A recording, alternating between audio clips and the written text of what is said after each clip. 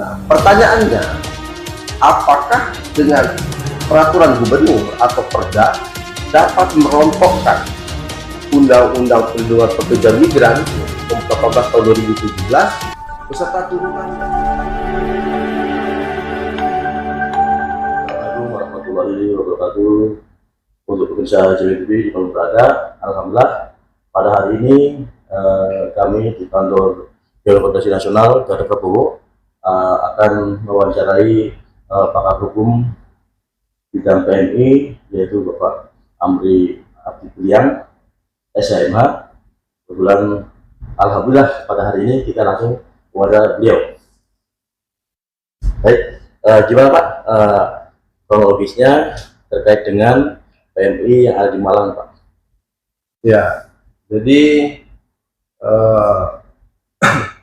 kita membaca dari dakwaan yang diajukan oleh jaksa penuntut umum, di mana para staf kantor cabang dituduh sebagai pelaku tindak pidana perdagangan orang dan tindak pidana perdagangan orang pasal 2 dan 4, kemudian pelanggaran Undang-Undang Perlindungan Pekerja Migran Undang-Undang Nomor 18 Tahun 2017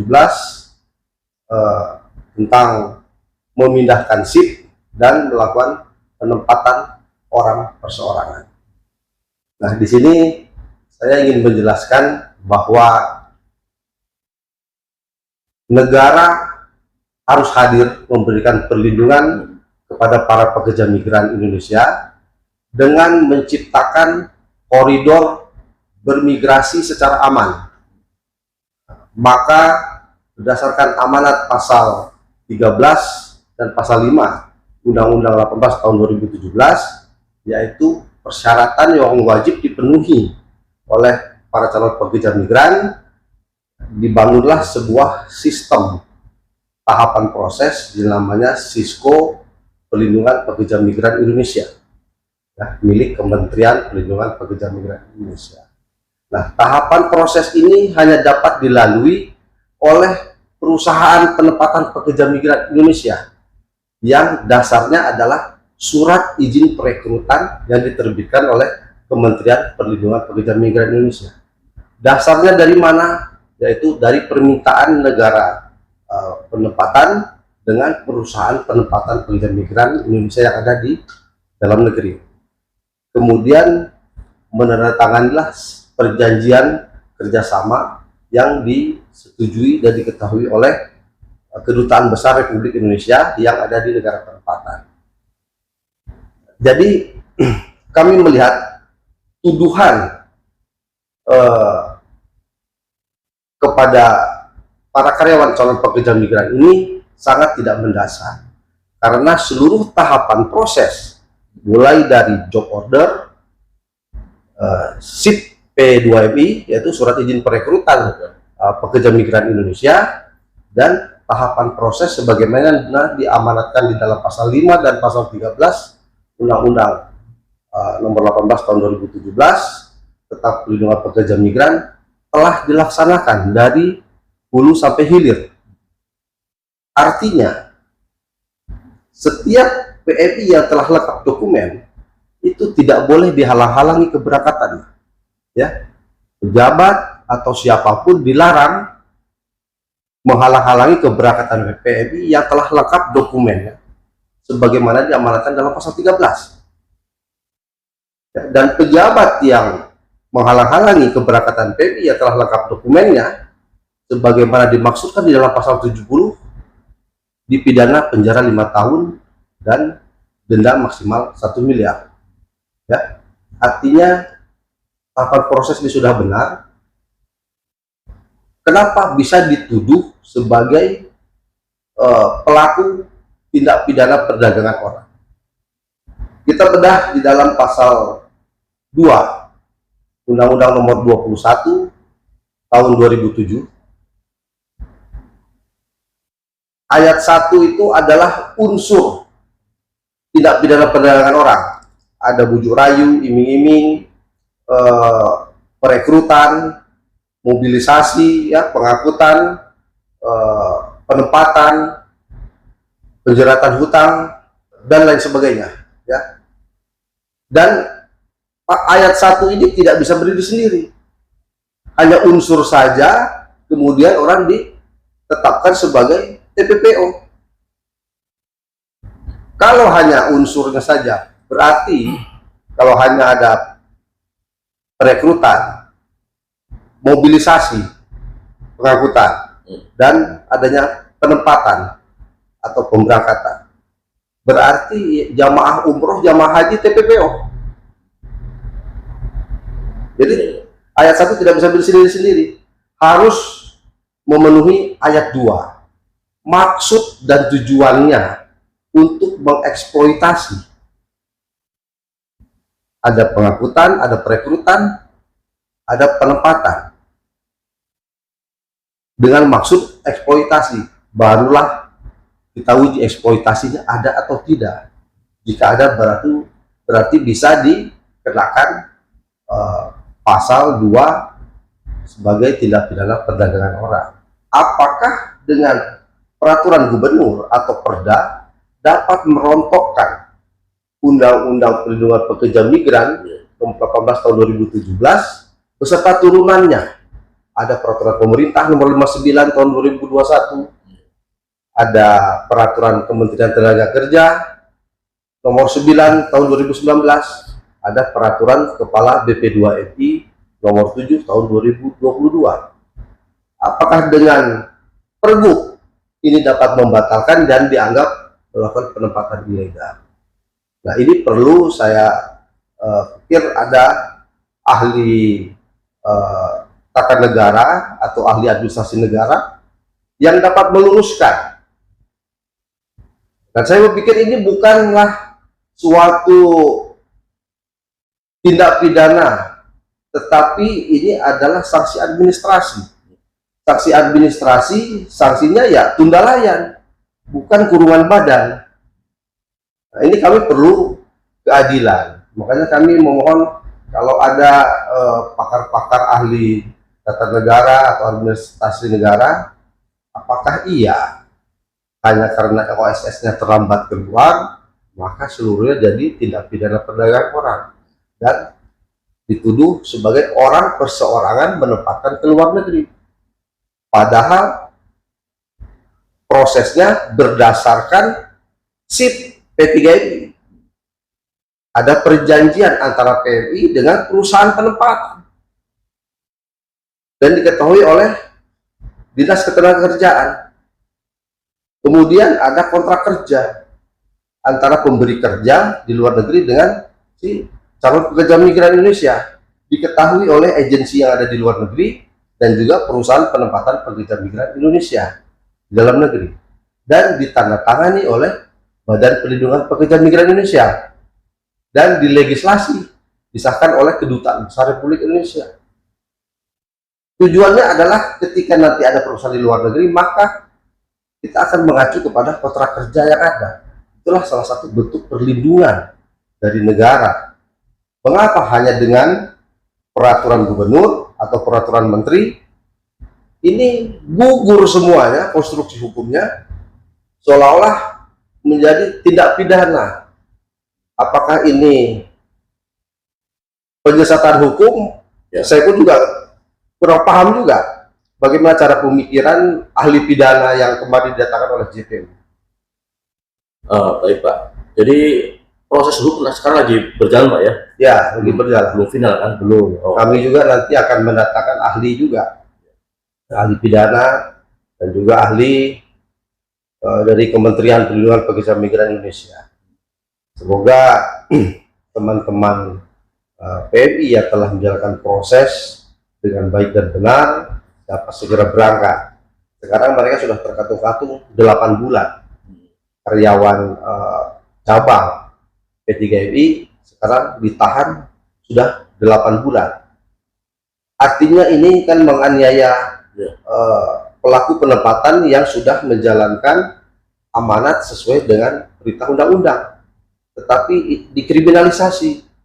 Seharusnya pelaku penempatan perseorangan itu adalah orang per orang yang melakukan perekrutan dan penempatan tanpa melalui SIP yang tidak memiliki SIP P2MI. Seperti ke Kamboja, Iya, iya. mereka merekrut, buatkan paspor, berangkat. Itu dituduh orang per orang. Saya setuju. Tapi kalau orang sudah melakukan tahapan proses, hanya karena OSS-nya belum terbit, dianggap ini semua ilegal. Nah, di sini saya melihat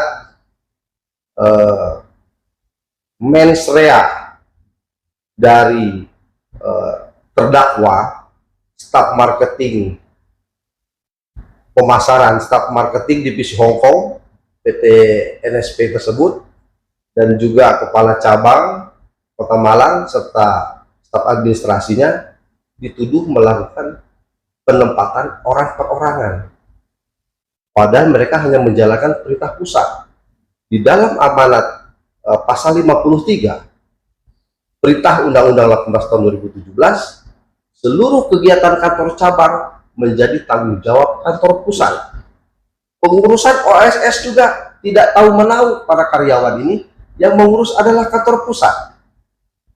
Yang mengurus job order adalah kantor pusat. Yang mengajukan izin perekrutan SIP P2MI adalah kantor pusat.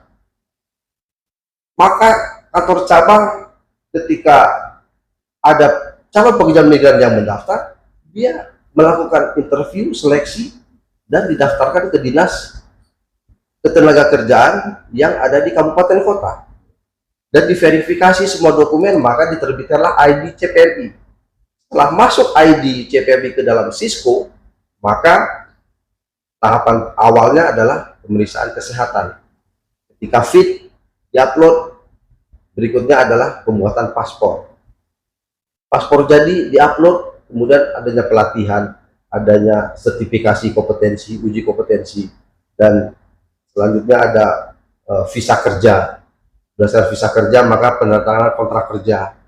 Setelah tanda kontrak kerja baru dia diverifikasi lagi oleh BP2MI dan dilakukan orientasi pra penempatan dan diterbitkannya EPMI.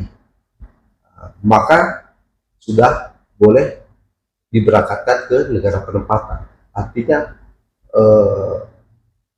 koridor bermigrasi secara aman telah dilakukan sesuai amanat undang-undang dan harapan pemerintah. Hanya karena izin OSS lambat terbitnya tanggal 15 November 2024, jadi semua dilakukan online sistem semuanya. Bagaimana bisa celah? Yang di luar sistem inilah itu kewajiban kita melakukan pencegahan, pemberantasan terhadap pelaku tindak pidana perdagangan orang. Jadi jangan yang sudah benar kita permasalahkan, justru yang salah kita biarkan. Kita ini mata dan telinganya Bapak Presiden Prabowo Subianto. Kita bergabung di Garda Prabowo yang sejak awal mendukung dan membela Bapak Prabowo, mulai dari sebelum beliau menjadi presiden, dan sekarang beliau menjadi pembina kami dan telah menjadi orang nomor 1 di Republik ini, maka kami akan bertindak ya sebagai mata dan telinga beliau. Jika ada aparat penegak hukum ya, baik JPU maupun pihak kepolisian, penyidik yang tidak menegakkan keadilan ya, hanya berdasarkan pesanan, kami akan laporkan secara tertulis dan penuh tanggung jawab, karena keadilan ini harus kita tegakkan. Setuju. Ya, fiat justitia ruat caelum, ya, keadilan harus kita tegakkan walaupun langit akan runtuh. Kita mengacu kepada payung hukumnya Undang-Undang 18 2017 dan turunannya Peraturan Pemerintah Nomor 59 Tahun 2021 dan Peraturan Kementerian Ketenagakerjaan Nomor 9 Tahun 2019 dan Peraturan Kepala Badan Perlindungan Pekerja Migran Indonesia Nomor 7 Tahun 2022. Jadi tidak ada lagi mengadopsi undang-undang otonomi daerah lah, ada pergub, ada perda. Nah, kalau kata Bapak Prabowo kalau bisa dipermudah, jangan dipersulit. Ini kabinet merah putih, Bung. Yang lama, yang buruk kita tinggalkan. Kita maju ke depan.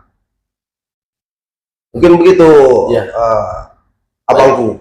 Baik, Pak Abri, jadi pemirsa Jawi TV, beliau ini adalah tadi sudah disebutkan bahwa dari mulai Pak Presiden Prabowo dulu jadi sampai sekarang jadi beliau adalah pendukung setia dengan dedikasi yang tinggi. Bahkan beliau sekarang menjadi ketua Departemen Hukum dan HAM Dewan Koordinasi Nasional Garda Prabowo. Menjadikan kebutuhan oleh masuk dari situ mengenai pembelajaran pencerahan hukum nanti terus berlanjut oleh Pak Amri Abidjan ini, dia akan menjadi soal pakar hukum, gitu ya. Ya, dan kami juga berpesan kepada teman-teman kalau pekerja migran yang merasa dirugikan, aturannya sudah dapat gaji 10 juta per bulan, ada sekitar 50 orang yang ditahan paspornya, tidak bisa berangkat, dan sekarang terkatung-katung 8 bulan, harusnya satu orang sudah menghasilkan 80 juta per orang, dikali 50 orang. Kalau dikirim per bulan remitennya, bulan Juli, bulan Juni ini mereka sudah bisa bayar uang sekolah anaknya. Yang mau masuk SMP, ke SMA, ya kan, yang masuk ke SMA atau masuk ke perguruan tinggi, kan membantu. Nah, ini seharusnya bukan tindak pidana kalau sudah melakukan sistem yang dibangun oleh Kementerian Perlindungan Pekerja Migran hanya karena OSS. Ini pelanggaran administrasi. Administrasi negara, bukan tindak pidana, bukan TPPO, bukan pelanggaran Undang-Undang 18 2017.